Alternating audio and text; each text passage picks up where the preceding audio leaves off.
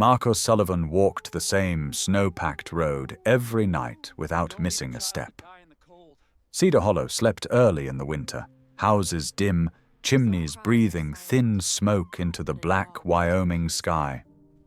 But Marcus rarely slept. He preferred the cold, preferred the quiet, preferred the sound of Ranger's paws crunching through the drifts beside him. Ranger always led the way, nose low, breath steady, a broad-shouldered German shepherd built like a creature born from ice and discipline. Marcus kept one gloved hand on the leash, though both of them knew the dog didn't need it. Habit was habit, and this walk was theirs. No reason, no explanation, just something Marcus did, the same way he breathed. Tonight the wind cut sharper. Snow whipped sideways, stinging his cheeks and settling on Ranger's fur. The old bus stop up ahead appeared and disappeared in the white blur, its broken roof rattling under the weight of the storm. Marcus usually passed it without looking. Nobody used it anymore. No, buses came this far.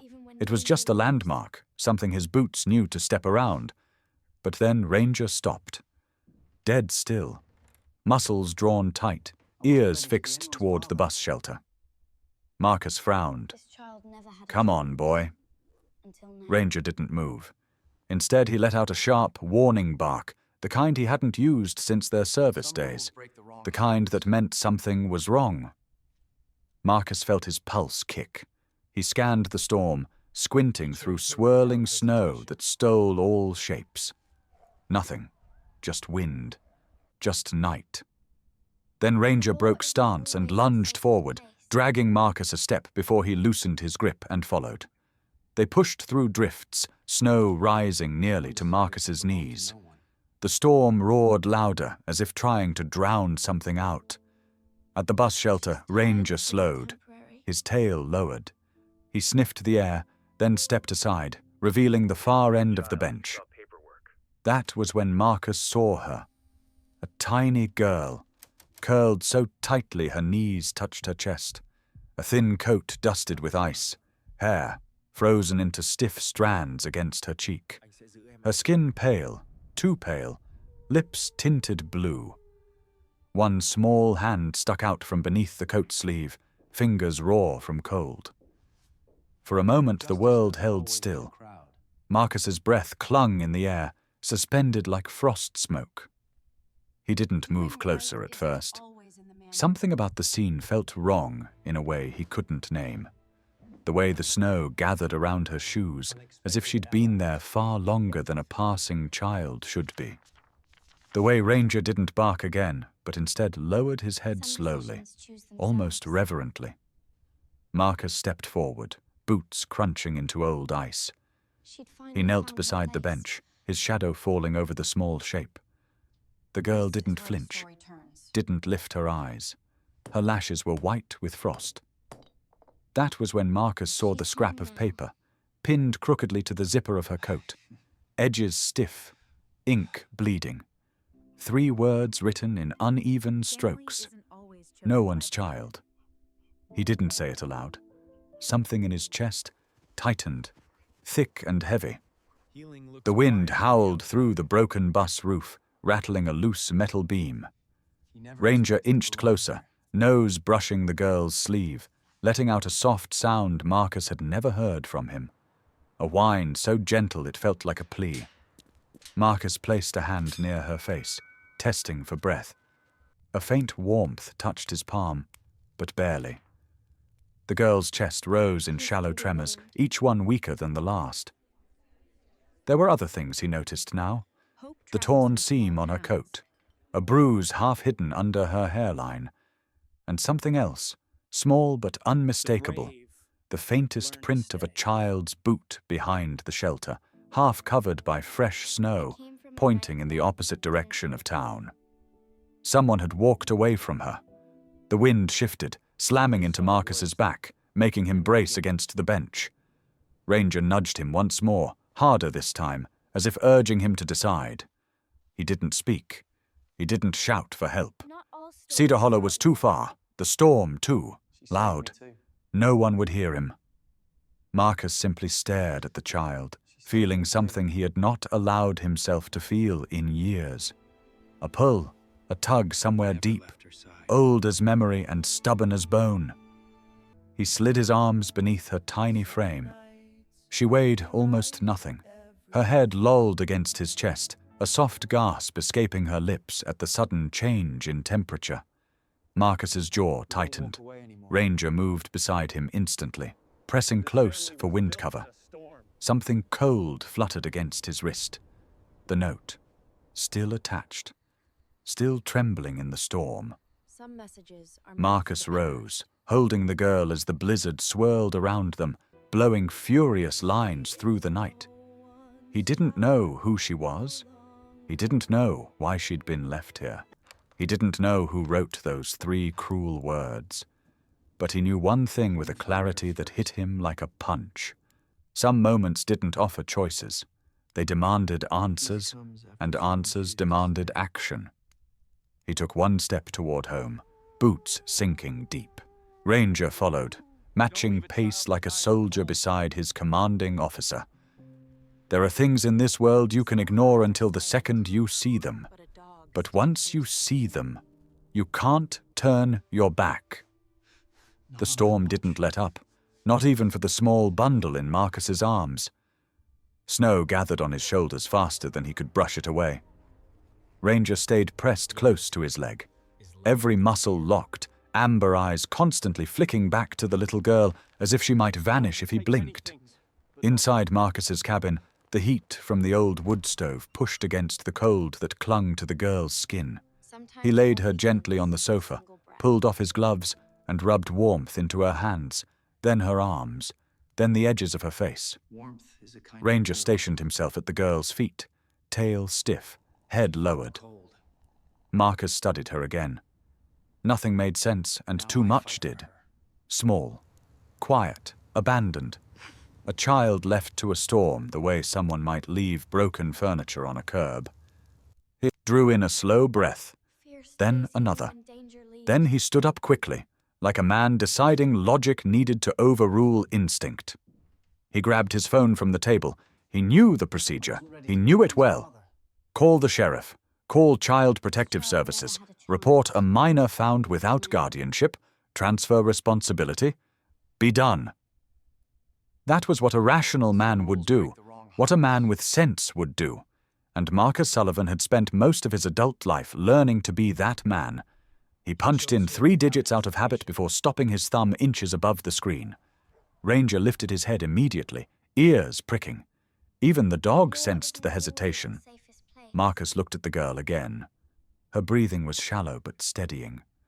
Her tiny hand, freed from her sleeve, curled weakly toward Ranger's paw. She didn't wake, but something in her moved toward warmth, toward safety, toward anything that resembled someone staying. Marcus swallowed hard. This was the exact moment he should step back. Detach. Let the system handle it. He'd promised himself once, long ago, that he would never again let his heart overwrite his judgment, that he would never let loss find him twice. Marcus had stood in a different room once, years earlier, holding a different body cooling far too fast.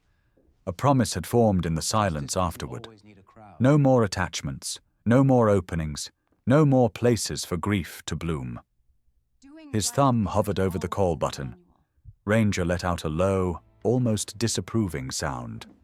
A breath with meaning. Marcus shot him a look. Don't start, buddy. The wind hammered against the window, a full-force reminder that the storm outside didn't care about promises or logic or wounds a person tried to bury under routine. Marcus checked the time. 2:17 a.m. At this hour, the sheriff's department would send Deputy Whitman. By the book, efficient, emotionally distant. She'd take one look at the girl and start paperwork. He imagined Lily waking up to a stranger's uniform. Alone again. Passed off again. His jaw tightened. He glanced at Ranger. The dog's body had settled into a protective curve around the girl, as if shielding her even from the idea of being handed away. Then his gaze drifted to the slip of paper he'd placed on the coffee table. The note, 3 words in crooked handwriting. No one's child. The words sat heavy in the room, heavier than the storm, heavier than the silence. He exhaled slowly, let the call button fade from the screen, locked the phone. Peace can be learned. Ranger didn't move, but Marcus could swear the dog's shoulders lowered just a little, like he'd won an argument without speaking. Marcus brushed snow from his sleeves and muttered under his breath, "This is temporary, just until morning." But even he didn't believe himself. For a long moment he stood over the child, watching the thin rise and fall of her chest. He reached for a blanket, tucked it around her, and felt something shift inside him, like a hinge that hadn't moved in years. He'd survived ambushes, blackouts, desert nights cold enough to break bone. He'd walked away from medals, funerals, and the quiet unraveling of his own life. Yet here he was, undone by a trembling child who didn't even know he existed. He stepped back, rubbing a hand over his face. "This isn't smart, Marcus." But the storm outside roared its own opinion. There was a knock at the window. Sharp, sudden. Marcus spun, Ranger instantly rising with a deep growl building in his chest. "Someone outside, in a storm like this, at this hour." A shadow moved past the porch light, too slow for wind, too deliberate for accident. Marcus's heartbeat kicked hard, not from fear but from instinct. He took one more look at the child, at Ranger, at the window. The storm wasn't the only thing he'd opened his door to tonight, and whatever waited outside was part of the trouble he'd nearly handed off moments ago. He whispered to Ranger, "Stay with her." Then he moved toward the door, each step quiet, controlled, ready. Between the child on his couch and the shadow outside, one truth pressed into his mind with unwelcome clarity. There were consequences to caring, and he'd just stepped back into a world where consequences always came knocking. The storm did not ease. If anything, it grew sharper, colder, like the night itself wanted to test how far a man would go before turning back. Snow whipped sideways, slicing across Marcus's face as he stood in the doorway of the abandoned bus shelter, the little girl trembling in his arms. Her breathing had weakened. He could feel each inhale against his chest, thin and unsteady, a fragile rhythm that did not belong in a place this unforgiving. Ranger hovered beside them, body taut, ears pinned against the wind. Marcus glanced toward the road, what little he could see of it through the swirling white. His cabin wasn't far, but in weather like this, distance meant something different. He could barely track his own footprints from minutes earlier. They had already begun to vanish. Time was not waiting, not for him, not for her. The girl shivered violently, her small fingers curling against Marcus's shirt. He felt the tremor through his own body. Ranger stepped closer, brushing his flank against Marcus's leg as if urging him, insisting that hesitation was no longer an option. Marcus tightened his hold on her and felt something inside him snap into place. No fanfare, no surge of heroic music, just a quiet, immovable truth. He shrugged off his heavy winter jacket. The cold slapped him hard across the shoulders, stealing a breath straight from his lungs. He ignored it and wrapped the coat around the girl, tucking the fabric carefully beneath her chin. Ranger let out a low rumble of approval. Marcus muttered to himself, "All right, we're going." He didn't call for help, didn't dial the sheriff, didn't report the abandoned child like protocol demanded. Not tonight. Not while she shook in his arms like her. Body was fighting for the right to keep breathing. He stepped into the storm. Ranger didn't run ahead the way he usually did. Instead, he moved in perfect sync with Marcus's pace, a steady presence on the left, occasionally shifting to the right, never breaking formation. He kept glancing back, checking the girl's face, checking Marcus, checking the path, almost as though he had appointed himself her escort. The wind roared louder, pushing at them like a living thing trying to shove them back toward the darkness they came from. Marcus bent forward against it, one arm cradling the girl, the other shielding her face from the ice that whipped across the air. Her breath fluttered against his chest again. Too weak, too shallow. He adjusted his hold, pulling her closer. Ranger barked once, sharp, insistent. He had detected something Marcus could not hear through the storm. Another gust hammered into them, and Marcus nearly lost his footing. Ranger stepped closer, brushing against his leg to steady him. They trudged through the drifts, step by painful step. Every few seconds, Marcus looked down, watching for the rise and fall of her tiny chest beneath the jacket. Sometimes it was barely visible. Sometimes he had to stop for a second and listen with his hand pressed gently to her back. "Come on, kid. Stay with me." The storm swallowed his words instantly, but he said them anyway. Ranger pressed ahead a few feet, then circled back, refusing to leave Marcus's side for more than a heartbeat. He wasn't guiding tonight. He was guarding. The cabin appeared only when they were nearly upon it, its outline blurred beneath layers of white. The porch light flickered weakly through the swirling snow, a fragile beacon barely strong enough to pierce the storm. Marcus pushed on. Ranger sprinted the final steps to the porch, then turned and barked, urging Marcus forward. The last stretch felt endless, but then Marcus's boots hit wooden planks. The shelter of the overhang muffled the storm just enough for him to hear the girl's faint, rasping exhale. He grabbed the doorknob and pushed inside. Warmth spilled out, weak but real. The glow from the wood stove pulsed through the dim cabin. Ranger rushed in, shaking snow from his coat, then turned instantly back toward Marcus, eyes wide, waiting. Marcus crossed the threshold, closing the door against the deafening storm. 3 figures stood in the quiet glow. A man with a past he never wanted to revisit. A dog who refused to abandon what needed protecting. And a child whose life hung in the balance. No one knew what would happen next. Not inside this cabin. Not after this night. But the storm outside had already changed them all. The cabin felt different the moment Marcus stepped inside with the girl in his arms. Not warmer, not yet, but changed in a way the senses register before the mind can explain. The wood stove crackled softly, its aging metal ticking as heat pushed through it.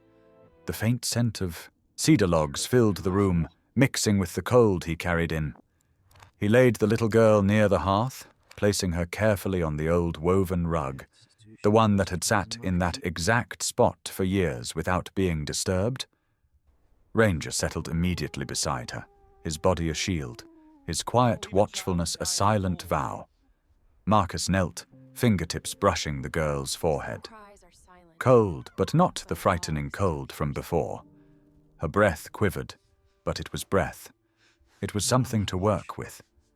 He stood, wiping melting snow from his sleeves, and moved towards the kitchen. His hands shook as he filled the kettle. Not violently, not enough to spill. Just a tremor that revealed itself only when he tried to hold something still. When the kettle clinked against the stove, Ranger's ears flicked back for a moment, as if he could sense Marcus's unrest just as clearly as the storm outside. The wind slammed against the cabin walls in steady waves. Nature speaking through force. Snow thrashed at the windows like it wanted to reclaim what Marcus had just stolen from its grip. Outside, the blizzard roared with a kind of anger.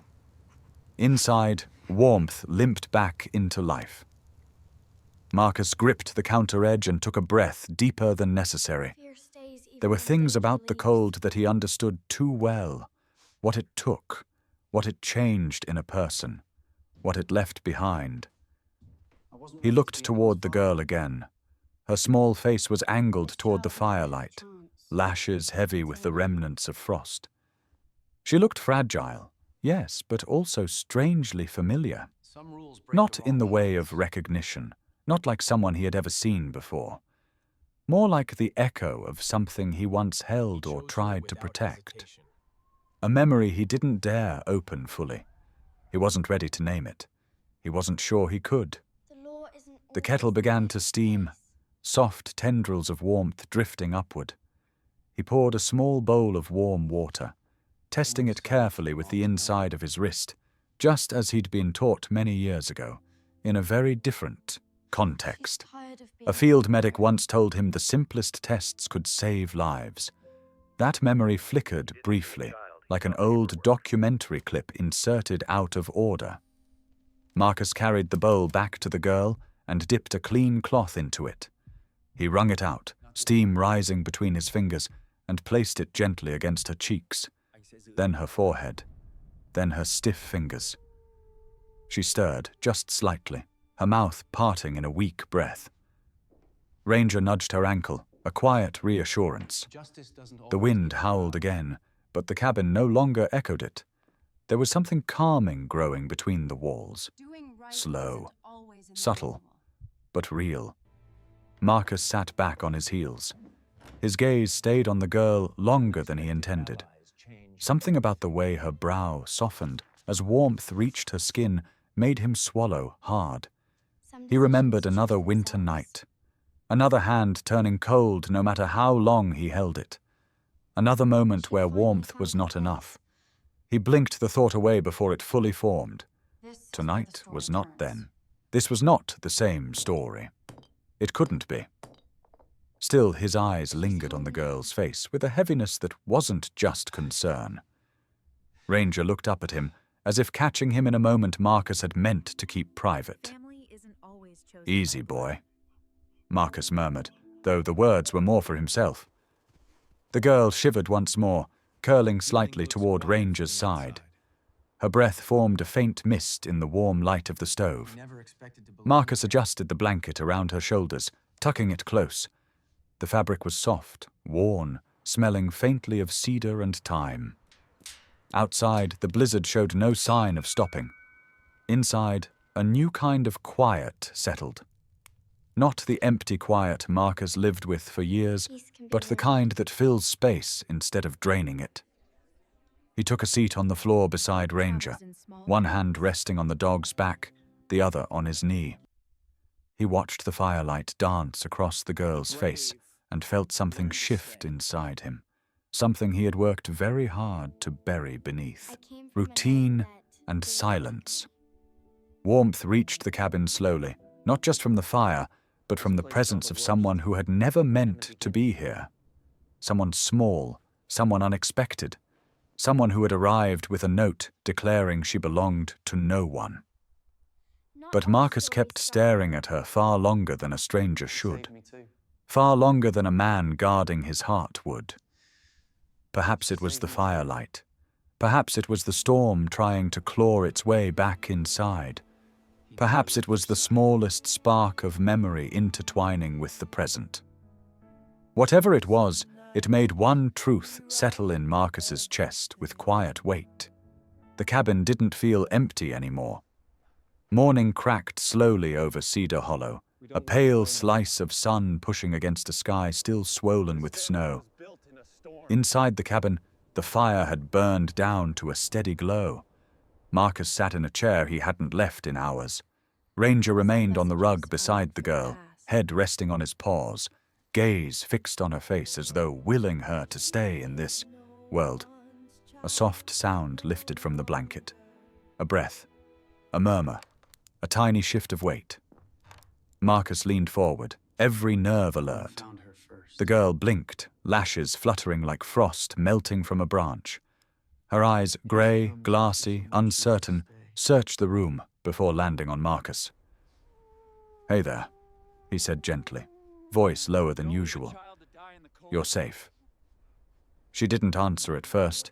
She looked at Ranger instead, and Ranger, sensing her awareness, lifted his head and inched closer. The girl's hand trembled before touching the top of his fur, barely a brush. Ranger didn't move except for the slow wag of his tail. "What's your name?" Marcus asked. She swallowed, the sound dry and thin. "Lily. Lily Carter."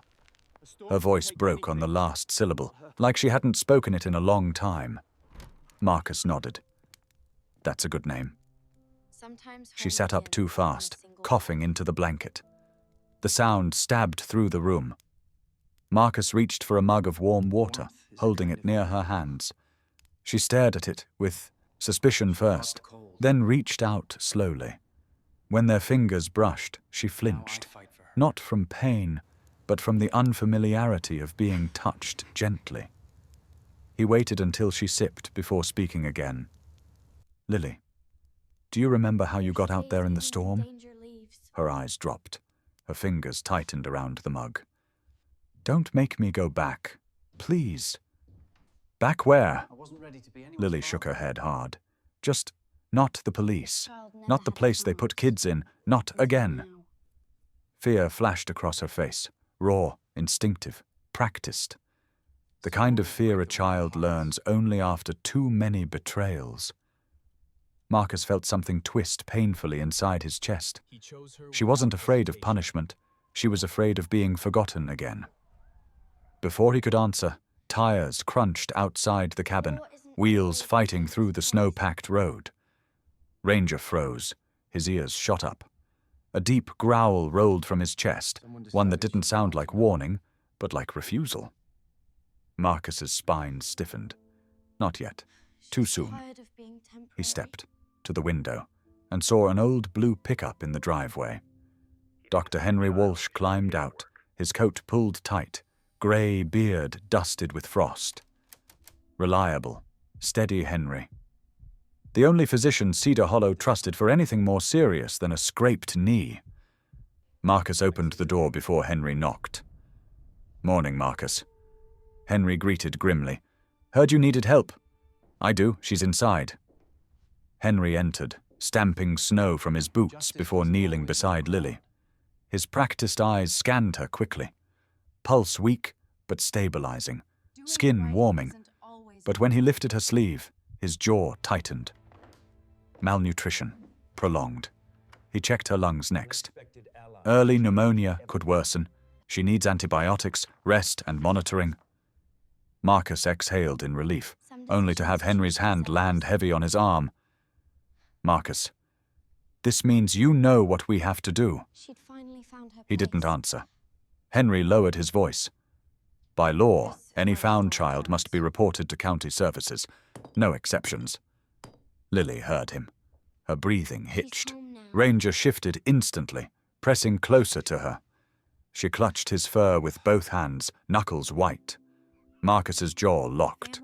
Henry watched him with the tired understanding of a man who had spent decades delivering news nobody ever wanted to hear. "I'll give you a few hours before I call it in," Henry added softly. "But I can't delay longer than that." He left a small bottle of medication on the table, scribbled instructions on a torn sheet of paper, then walked out, shoulders heavy beneath his coat. The door shut. Silence followed. A few minutes later, another vehicle slowed on the icy road. A neighbor, Terry Nolan, stepped out, arms crossed tightly, shaking his head. "Heard you found a kid out there, Marcus." Marcus said nothing. Terry rubbed his jaw. "Look, man, don't make this harder than it needs to be. Hand her over. Let the county deal with it. You don't want that responsibility." Marcus's eyes hardened. Terry lifted both hands. "I'm just saying, you save her life. Sure, but raising her? That's a whole different thing. You've already carried enough weight. Don't add more." He left without waiting for a reply. Another neighbor came by an hour later, then another, each one with the same message masked under different tones of pity, caution, or annoyance. Don't get attached. Let the system handle it. Don't bring trouble into your house. Marcus heard all of it. Every word landed like a quiet threat from the world telling him to step back into line. But every time he looked at Lily, sitting small and fragile by the fire, Ranger curled around her like a living barricade. The idea of returning her to that system made something inside him recoil. By late afternoon, the distant hum of an engine rolled across the snow. Ranger's ears shot up. He stood, placing himself directly in front of Lily's bedroom door. A sheriff's vehicle, coming up the road slowly. Orderly. Inevitable. Marcus felt the air tighten around him. Ranger growled low, deep enough that the floorboards vibrated. Leaving would have been easier. Following the law would have been easier. Turning away would have been easier. But Ranger, who had never once questioned his instincts, had chosen harder. Chosen to guard. Chosen to stay. Marcus stood beside him, breath steady, heart not. Lily clutched the blanket to her chest, eyes wide. Outside, the sheriff's engine cut off. Inside, a decision sat heavily in the air, forming shape long before Marcus said anything aloud. Some battles weren't chosen. Some battles arrived on your doorstep and waited.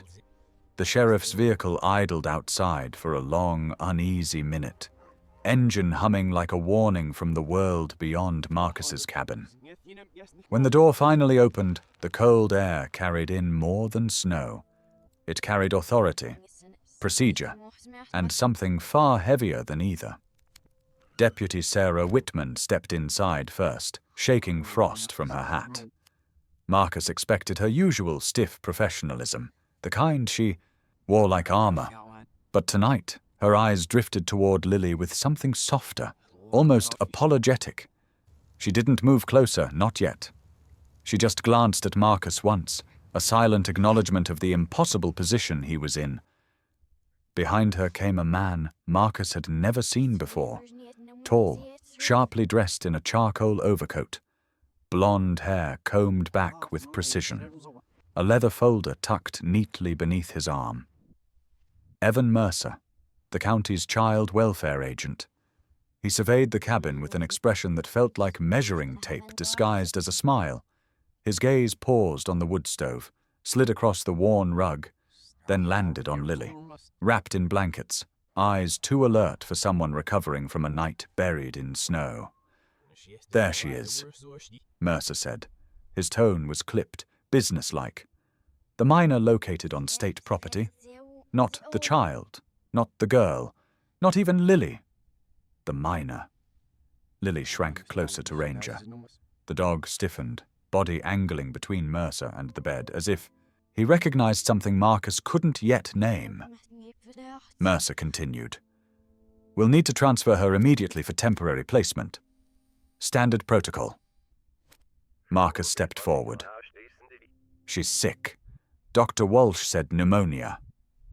Mercer glanced at the bottle of antibiotics on the table. "And the county clinic can handle that better than a private citizen. Let's not complicate this." Sarah shifted uncomfortably, crossing her arms, saying nothing but clearly listening harder than usual. Marcus fought to keep his voice steady. "She's terrified of the system." Mercer didn't flinch. Children often misunderstand what's best for them. That's why decisions like this fall to us, not to emotion. Lily's fingers curled into Ranger's fur. She whispered something, too faint to hear, but Marcus saw her lips form the word no. Mercer noticed the movement and scribbled something in his folder. Behavioral resistance. Typical for children with placement history. Marcus felt the words like a punch. Placement history? Mercer sighed, as if the explanation bored him. Lily Carter has been through 6 foster homes in the last 3 years, returned each time for... He flipped a page. Poor adjustment, difficulty bonding, unresponsiveness, and social withdrawal. He lifted his eyes with clinical calm. She doesn't attach easily. That's why long-term placement is unlikely. We focus on stability, not sentiment. Lily's breath hitched. Quiet, but sharp enough that Ranger nudged her with his nose. Worried. Marcus swallowed a rising anger. So because she's quiet, because she's scared, she's labeled hard to place? Mercer's brow lifted slightly, a flicker of impatience. Labels help us allocate resources. Marcus stared at him. That note on her coat, the one that said, "No one's child," Mercer cut him off, was most likely written by an overwhelmed guardian. Foster parents burn out, Mr. Sullivan. It's unfortunate, but not uncommon. People reach their limit. Uncommon? Marcus had seen soldiers break. He had seen limits. But handing a child to a blizzard and writing that note was not a limit. It was abandonment dressed in bureaucracy. Mercer snapped his folder shut. "Now, if you'll bring her to the car—" "No." The word slipped out before Marcus even realized he'd spoken. Mercer blinked. "Excuse me." Marcus stepped closer, the firelight catching the tension in his jaw. "She's not going anywhere tonight. She's barely breathing right. And she's terrified." Sarah looked between them, conflict tightening her posture. "Marcus, the law is the law. We can delay, but—" Mercer raised a hand to interrupt. "A delay only prolongs her instability. Mr. Sullivan, you are a single adult with no legal training in childcare and a documented history of combat trauma. This is not about what you want. It's about what's appropriate for the child." Something inside Marcus snapped, not loudly, not violently, but with the quiet finality of a line crossed. "Combat. Trauma doesn't mean I can't care for her." Mercer's expression didn't budge. "It means you're not qualified to decide her future." Lily whimpered. Ranger's growl deepened. Marcus forced his voice lower, steadier. "If the system didn't want me making decisions, you shouldn't have left her to die in a storm." Sarah sucked in a breath sharply. Even she wasn't expecting that. Mercer exhaled slowly, like speaking to someone unreasonable. "Mr. Sullivan, hand her over." Marcus didn't move. He looked at Lily, grey eyes wide, small body trembling, her hand gripping Ranger as if he was the only thing keeping her from disappearing. She had been tossed from home to home, shuffled like unwanted paperwork, each time quieter, each time smaller, each time closer to believing that note on her jacket. No one's child. Marcus wasn't a man who rushed into emotional declarations. He didn't do grand gestures. He didn't do promises lightly. But he felt something heavy settle in him, now, steady, unshakable, like the moment before entering a battlefield he knew mattered. He turned fully to Mercer. "If she has no one," he said quietly, "then let her have me." The room froze. Mercer stared as though Marcus had spoken a foreign language. Sarah's lips parted, surprise flickering in her eyes. Ranger pushed his head against Marcus's leg, a silent agreement. Marcus didn't look away. "She is not going with you tonight. Not while I can still stand here and say otherwise." Mercer's jaw tightened. "This isn't how the law works." Marcus stepped closer. "Then change the law, or fight me for her. But you are not taking her from this house while she's sick and terrified." The fire crackled behind them, casting long shadows across the cabin walls. There was no treasure here, no secret inheritance, no twist of fate waiting in a hidden envelope. Just a truth placed in front of a man who had lost too much already. And the choice to either walk away or stand still for someone who needed him. Marcus chose, not loudly, not heroically, just firmly, in the way a man chooses when he has already lived through the worst. Mercer stared at him, shocked by the pushback, and something else, something like fear, flashed briefly in his eyes before he masked it. Marcus didn't notice. He was already kneeling beside Lily, pulling the blanket tighter around her, grounding her with the warmth of his hand. His voice dropped to something almost tender. "You're not alone, Lily. Not anymore." And for the first time since arriving in the storm, Lily leaned toward him, not out of desperation, but trust. A quiet, fragile, beautiful trust. The kind that turns a simple sentence into a promise. The The county courthouse sat at the edge of Cedar Hollow like an aging guardian, its red brick walls stubborn against decades of Wyoming winters. No reporters waited outside, no crowds gathered. This was not the kind of case that made headlines. It was simply a line on a docket, a routine. Guardianship hearing slotted between land disputes and traffic violations. But to Marcus, to Lily, and even to Ranger pacing at his side, this quiet building felt like the center of the universe. Inside, the corridors echoed with the faint shuffle of boots and the low hum of courthouse heaters fighting the February chill. Marcus held Lily's hand gently. She wore a borrowed coat, too big for her frame, sleeves swallowing her small wrists.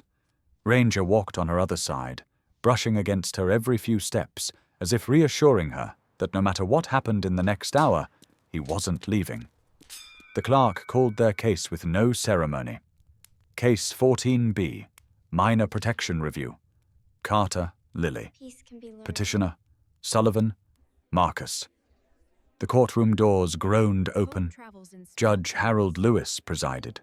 Gray hair, round spectacles, a posture that suggested he'd seen enough of humanity to recognize when someone wasn't telling the full truth, and when someone was trying their absolute best. He looked up as Marcus entered, eyes flicking briefly to the child gripping his coat, then to the service dog, who wasn't technically a service dog but moved like one anyway. Evan Mercer was already there, immaculate suit, binder organized with military precision, expression cool, confident, and, if Marcus wasn't imagining it, slightly irritated, as though all of this was an inconvenience more than a responsibility. When Mercer stood to speak, his voice carried the tone of someone presenting evidence, not a child's fate. Your Honor, the county maintains that Mr. Sullivan acted beyond his authority by withholding the minor from immediate placement. Furthermore, with his history of combat deployment and lack of guardianship training, we recommend Lily Carter be transferred into state foster care for evaluation. Marcus's jaw tightened, but before he could respond, Mercer continued. The system failed this child once, I admit, but procedure exists for a reason. Stability requires structure, not sentiment. Lily shrank behind Marcus's arm, barely visible from the judge's bench. Marcus finally stood, clearing his throat. He wasn't a man accustomed to speeches. His voice carried no rehearsed polish, only truth, steady and unadorned. Your Honor, the night I found Lily, she wasn't just cold, she was dying. Someone pinned a note on her coat saying she belonged to no one. I don't know who wrote it, but I know what I saw in her eyes when she woke up. She expected to be moved again, expected to be forgotten again. I'm not asking to replace what she's lost. I'm asking for the chance to give her something she's never had. A home that doesn't give up on her. His voice caught for a second. Ranger nudged his hand. The judge listened without blinking. Marcus sat. Silence followed, thick, expectant. Then something unexpected happened. Deputy Sarah Whitman stood. Mercer's brows snapped together. Your Honor, I don't believe her testimony was filed. Judge Lewis lifted a hand. If she wishes to speak, she may. Sarah stepped forward. For once, she looked different, less rigid, less certain of her carefully kept boundaries. I was the responding officer the night Dr. Walsh reported the child. She paused, adjusting her hat under her arm. I've known Marcus Sullivan for years. He doesn't ask for help. He doesn't stir trouble. He doesn't break rules unless he believes the rules are breaking someone else. Her voice softened. When Lily saw me in uniform, she flinched. That wasn't fear of authority. That was fear of being taken again. And Mr. Sullivan... She looked at him then, briefly, with something like respect. He didn't hide behind excuses. He stayed by her side all night. Most adults panic around sick kids. He didn't. He acted like someone who already decided she mattered. Mercer leaned in. Deputy Whitman, with all respect, your personal feelings. She cut him off. Something rare for her. This isn't about feelings. It's about what I saw. And what I saw was a man doing the right thing before we ever arrived. Maybe the system can do its job. Maybe it can't. But Lily Carter is safer with him than anywhere else I've seen her placed. A hush fell over the courtroom. Even Mercer had no immediate reply. The judge removed his glasses, looked at Lily, at Marcus, at Sarah, then at his empty bench for a long moment, weighing something far heavier than statutes. Finally he spoke. This courtroom sees many cases where a child has no one willing to stand for them. Today is not one of those cases. Mercer stepped forward. Your Honor. Judge Lewis raised a hand, firm this time. The court hereby grants temporary guardianship to Mr. Marcus Sullivan with automatic review for permanent status pending continued stability. Mercer's mouth tightened. As for the county agent, Judge Lewis added casually, tone almost benign, your department will be reassessing case management assignments in light of procedural insensitivity. See the clerk for details. It was the gentlest reprimand a man could receive in public, and somehow the most devastating. Mercer's face drained of satisfaction. Sarah hid a small, startled smile. Lily looked up at Marcus, confusion mixing with hope. Does that mean I stay? Marcus knelt beside her. His voice was quiet, but unwavering. Yeah, kid. You stay. Ranger pressed his head into Lily's side, sealing the ruling with the kind of approval only a dog can give. The case file closed, chairs scraped, people shuffled out. No cheers, no applause, no dramatic takedown, just a simple, powerful shift. No one was punished, but something was finally right. 1 year passed almost without anyone noticing, not because life was uneventful, but because everything that had once felt heavy now moved with a quieter rhythm. Cedar Hollow settled into a new winter, gentler than the last, its snow softer, its winds less cruel. And inside a small cabin at the edge of town, 3 lives that had collided in a storm were learning the shape of peace. Lily had grown taller. Not much, just enough that the sleeves of her old coat now hovered above her wrists. Her cheeks no longer hollowed in fear or sickness. They were rounder, flushed from cold mornings spent racing Ranger in the yard. Her hair shone with the kind of warmth only time and safety can give a child. Ranger had changed too. Subtle, but noticeable if you looked closely. A little more grey around the muzzle. A slower rise from his naps. A habit of looking back at Marcus more often, as if checking that he was still there, still steady, still the anchor of their small family. Marcus. Marcus had changed the most, though he rarely admitted it. He still walked with the same solid steps, still carried the same quiet weight in his shoulders. But something in his eyes had softened. The edges of his days no longer felt like walls closing in, but like open spaces he wasn't afraid to step into. It wasn't anything dramatic. That marked the passage of time. Just small scenes stitched together into something whole. On a crisp January morning, Lily sat curled on the couch with a book open across her knees. Her lips moved slowly, sounding out each word. Marcus stood in the doorway, pretending not to watch. He wasn't good at teaching, not in the way patient adults usually are, but Lily didn't seem to mind when he fumbled explanations or mixed up rules. You got it? He said quietly when she finished a sentence without stumbling. Lily looked up with a grin so bright it warmed the entire room. I did, didn't I? Ranger thumped his tail approvingly, sprawled across the rug like a furry tutor. On school days, Ranger insisted on trotting beside Lily all the way to the front gate. He waited there every afternoon, too, sitting tall and alert, ignoring the amused smiles from parents who recognized him from the hearing last year. No matter how cold it was, no matter how much snow fell, Ranger was always there before. The bell rang. The moment Lily stepped outside, he bounded forward, tail high, as if greeting someone who had been gone much longer than a few hours. Marcus sometimes watched from the truck, pretending to scroll through his phone while actually memorizing the sight of her skipping toward Ranger. He had never expected his chest to warm at something so ordinary. Parent-teacher conferences had once been something Marcus never imagined attending. Yet there he was, sitting awkwardly in a too-small chair, nodding politely while Mrs. Holloway explained Lily's progress. "She's quiet," the teacher said, "but she's kind, and she listens more than she speaks. Some kids do that when they're learning to trust the world again." Marcus swallowed, unsure how to respond to something so gently truthful. "She's trying," he said. Mrs. Holloway smiled. "She doesn't need to try. She just needs to keep being Lily."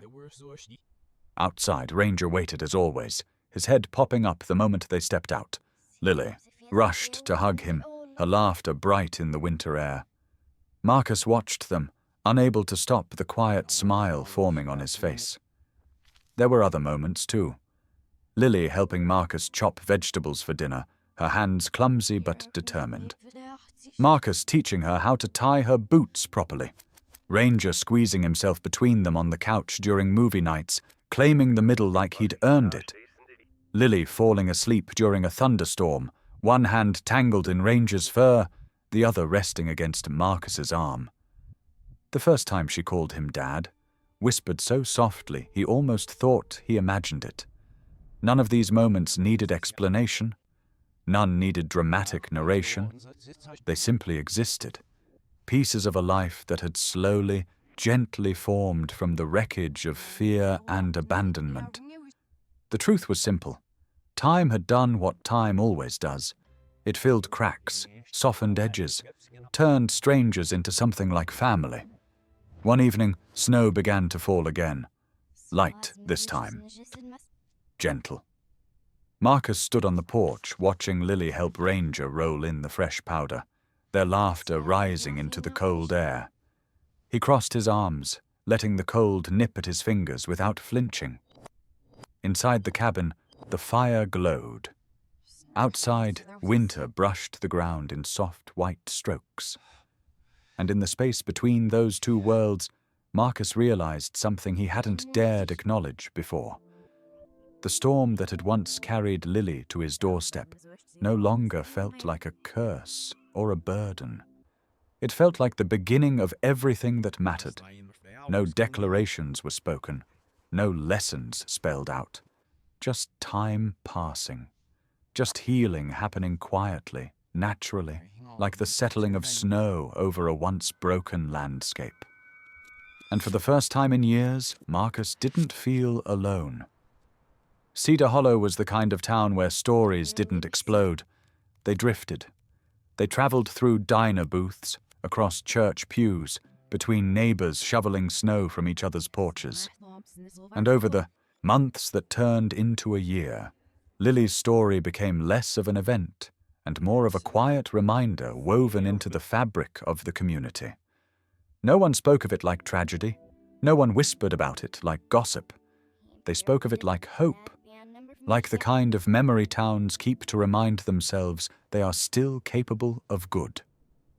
At the Cedar Pine Diner, Martha Green kept a photo tucked behind the register, a picture of Lily laughing with Ranger covered in flour from a pie-baking mishap. When travelers stopped in, Martha didn't boast or dramatize. She simply pointed to the photo and said, "Sometimes you don't choose who becomes family. Sometimes the world drops them at your door."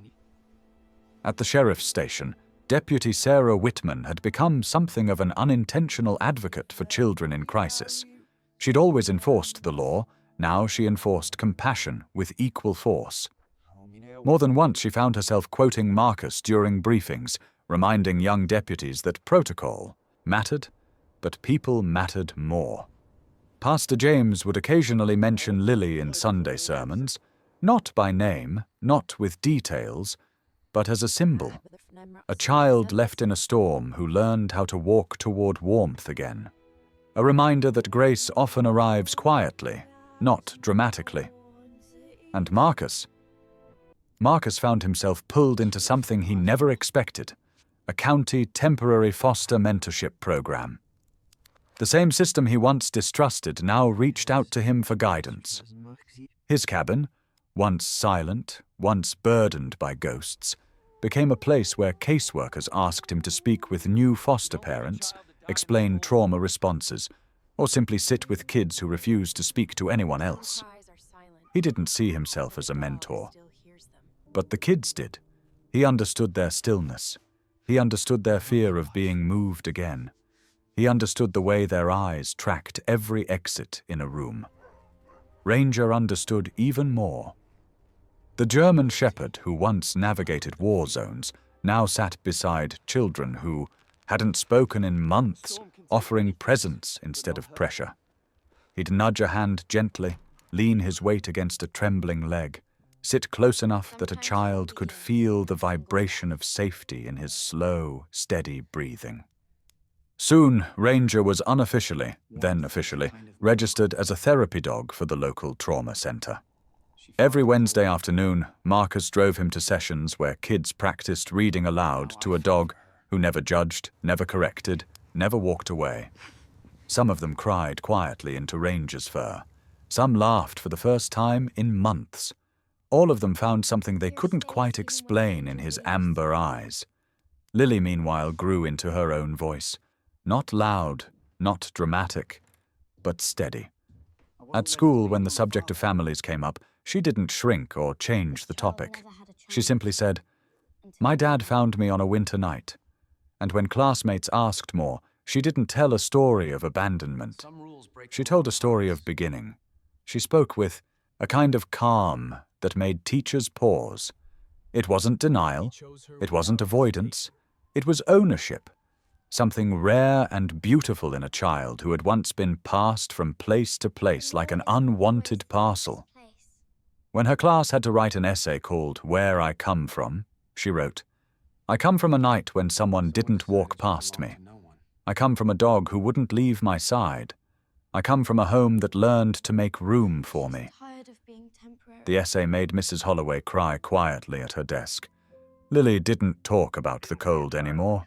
She talked about Ranger's loyalty, Marcus's awkward attempts at French toast, the time she helped mend a fence on the property and felt strong for the first time in her life. She didn't mention the note pinned to her coat. She didn't need to. She had rewritten it with every step she took. Across Cedar Hollow, her presence did something Marcus never anticipated. People started looking at their own lives differently. More than one family signed up to foster. Neighbors began checking in on kids who seemed withdrawn. A retired couple donated winter coats to the school in Lily's honor. Her story didn't spread because anyone wanted attention. It spread because something about it felt like a lantern carried through the dark. A guide more than a spectacle. Marcus noticed the changes but never credited himself. He still moved through town quietly, nodding at people who nodded back, answering questions simply, keeping most feelings tucked behind the steady composure of a man who had learned to survive through silence. But even he couldn't ignore what the community had become. A little softer, a little more attentive, a little more willing to step into storms that weren't technically theirs.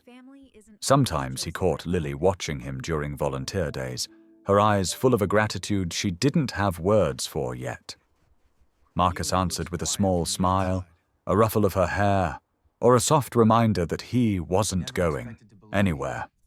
Ranger always sealed the moment by pressing his head under Lily's hand. One winter afternoon, as the sun dipped behind the ridge and cast long shadows across the town, Lily stood outside the trauma center waiting for Marcus to pick her up. Ranger sat beside her, wearing his therapy vest proudly. A little boy exiting the center tugged on Lily's sleeve. "Does the dog help you too?" he asked. Lily nodded. "He helps all of us." "How?" She looked at Ranger, then at the sky turning lavender with early snow clouds. "By staying," she answered simply. Legacy didn't arrive with trophies or ceremonies. It arrived in quiet acts, in children who learned to trust again, in neighbors who stepped up instead of turning away. In a story that had once been about abandonment but became a lesson in belonging, Cedar Hollow would forget many things with time, but not this. Not the child who became a reminder, not the dog who taught them presence, not the man who chose to stay when it would have been easier to walk away. Their legacy wasn't loud, but it lived. Winter returned to Cedar Hollow the way it always did, quietly at first, then all at once. Snow drifted across the valley in slow, white ribbons, covering fences, softening rooftops, and settling gently over the places where the town kept its oldest memories. Marcus walked through it with familiar steps, Lily's mittened hand tucked inside his, Ranger trotting faithfully at their side. The three of them moved toward the old bus stop on the edge of town, the one that had once held a life on the brink, and a note that changed everything. The shelter hadn't changed much since that night. The roof still sagged a little. The wooden bench still bore the scars of time. But the cold didn't feel the same, and neither did Marcus. Lily tugged his sleeve. "Can I?" she asked softly. Marcus nodded. "Go ahead." She stepped forward, leaving small footprints in the snow. Ranger followed until he reached the edge of the shelter, stopping, as if he remembered exactly where he'd stood a year before. His tail swayed slowly, respectfully. Lily reached into her pocket and pulled out a folded piece of paper. Not worn, not torn. Just simple white paper with writing hidden inside. She placed it gently on the bench where she had once lain, curled and nearly frozen. Marcus didn't ask what it said. He didn't need to. Some words were meant only for the person who wrote them, and some were meant for the snow, the wind, and the past to hear. Lily stepped back and looked at Marcus, her cheeks flushed pink from the cold, her eyes bright and steady. She smiled, a small, confident smile that told him she understood something she had no language for a year ago. Ranger nudged her hand, and she scratched behind his ear the way he loved, the way she always did when she was happy.